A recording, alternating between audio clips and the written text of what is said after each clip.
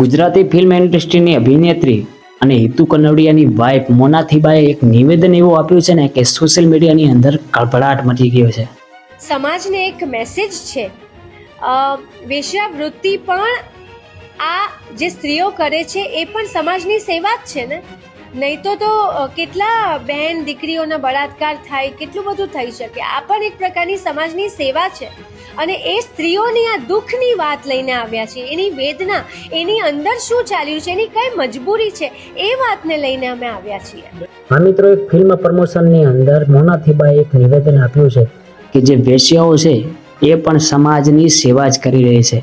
અને આ નિવેદન પછી ગુજરાતની અંદર સતત એનો વિરોધ ચાલી રહ્યો છે. અને કદાચ મોનાથીબાને ખબર પણ નહીં હોય કે વેશ્યાવૃત્તિ કરવી કે એને પ્રોત્સાહન આપવું ને એ એક ગુનો છે. અને એટલે જ એ વિવાદની અંદર સપડાઈ ગયા છે. ઘણા ધર્મસ્થળો ઉપરથી એમનો વિરોધ થઈ રહ્યો છે. અમુક નેતાઓ એમનો વિરોધ કરી રહ્યા છે. એ પણ ક્લિપ તમે જોઈ લો. તો વેશ્યાવૃત્તિને સમાજ સેવા કેવું એ મૂર્ખામીની વાત છે.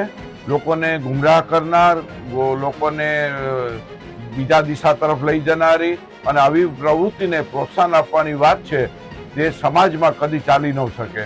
વિજ્ઞાન જાથા વેશ્યાવૃત્તિને સમાજ સેવા કહેવાના વાતને વખોડે છે અને એની નિંદા કરે છે. અને મોનાથીબા પોતાની ભૂલને સ્વીકારતા એની થોડો સમય પછી માફી પણ માંગી લે છે. એ લોકોને સવાલ કર્યો કે તો પછી તમને મનમાં કેવું ફીલ થાય છે, તમને શું વિચારો આવે છે? તો ત્યારે એમણે મને કીધું કે બેન, ગમતું તો કોઈને ના હોય, પણ કરવું પડે છે, પરિસ્થિતિ એવી છે. અને પછી અમે એમ વિચારીએ કે કંઈ નહીં, આનાથી અમારા ઘર ચાલે છે, મારા છોકરાઓના પેટ ભરાય છે, પણ એક જાતની સમાજ સેવા અમે કરી છે, એવું અમે અમારી મનને મનાવીએ છીએ, એવું સમજાવીએ છીએ જીવન જીવવા માટે. તો એ વાત એ વાર્તાને અનુરૂપ હતી, એ વાત મેં હું કરી રહી હતી, પણ એ અલગ રીતે લેવામાં આવી છે. પણ તે છતાંય કોઈના દિલ દુભાયા હોય, કોઈની દિલને ઠેસ પહોંચી હોય, એ બદલ હું માફી માંગુ છું. હું ક્યારેય આ પ્રકારની વાતમાં સંમત નથી, હું ક્યારેય સપોર્ટ નથી કરતી.